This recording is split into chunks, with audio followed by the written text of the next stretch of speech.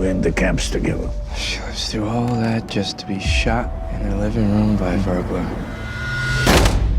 It sounded like she knew him. It sounded... Personal. Yeah. I suppose every murder is personal. I got an email, and it was Jordan Peele and Alfonso Gomez-Rejon and David and Nikki, the showrunners. And those were the only people on board, besides Amazon, was making and distributing the series. So that was initially the group that attracted me to the project, and it was the quality of the writing that really drew me in, and the question at the center of the series that really drew me in, which is, does it take evil to fight evil? Do you have to be bad to fight bad guys? And I thought that was really interesting. Made me want to be a part of the series. What do you think? Well, would I answer that question? Yeah. No, I think my answer is really long and complicated, and we would have to go into a conversation, really deep existential conversation about what is morality and all that stuff. You know what the best revenge is? Revenge. The conflict of this series being a potential fascist uprising in the world or in the United States, or getting revenge against people that might have murdered your family members. Yeah, Is living well the best revenge if they're still alive? I don't know. I'm not sure about that. I don't know. It's a tough question, but I don't know if I have an answer for that one. You were raised Jewish and you had a bar mitzvah. Mm-hmm.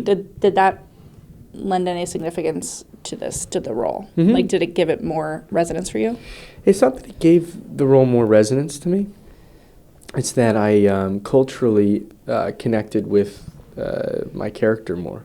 I know what it's like to go to temple. I know what it's like to celebrate the holidays and say the prayers, and I felt more connected to it than, say, when I play a Christian character. I'd have to learn. I've always had to learn what the rituals are like and familiarize myself. I didn't have to do any of that, which made that part of my research a little bit easier.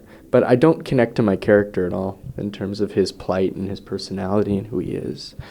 Yeah. At all, really. So that was exciting for me, not having that connection and being able to explore something that's new and different for me is exciting. Otherwise, it'd be boring if I really connected to it like that. Your grandmother wished to protect you. From what? Nazis, Jonah. Goddamn Nazis. Did you learn anything working with Al? Like anything that you were surprised? I learned so much from Al. Al's my favorite actor, and to be able to spend time with him and fully realize this material together was one of the greatest experiences of my life.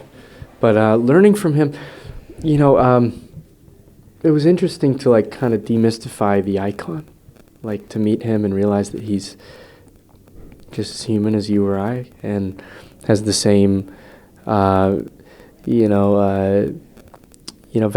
has the same, insecurities, that he's a person, he's not just perfect, this God, which he is to a lot of us, a lot of actors, a lot of people in the world. Just look at Al Pacino, he's a God because he is. He's, such an icon.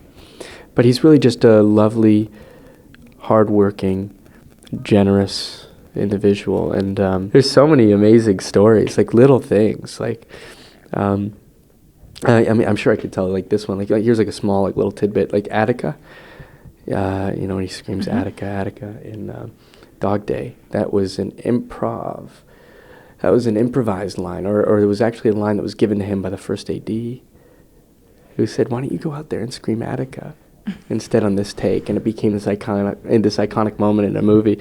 And I think that there's those stories, those amazing stories, to show how it's such a group effort, that it's really not any one person, that it's not just Sidney Lumet, it's not just Al Pacino that makes movies, it's the whole crew, it's everybody. And the best movies, the best products, whether it's short film or TV show or whatever it is, are the ones where they're inclusive creatively with everybody, every department, every medium in the process, that everybody has a voice. We would bring God's justice.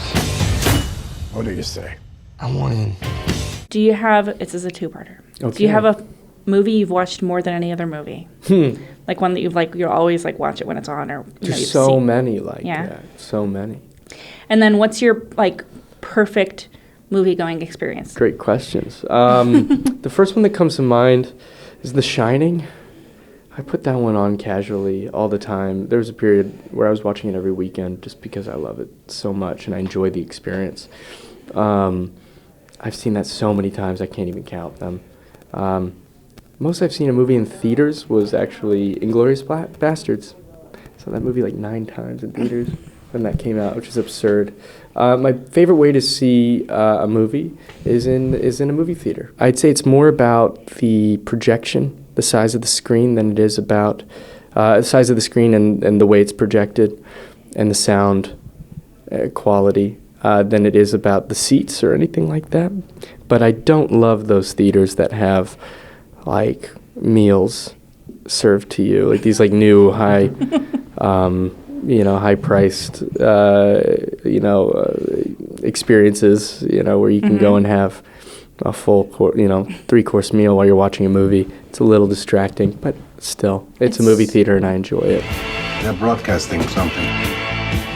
It's a coded message. And we find them before they find us.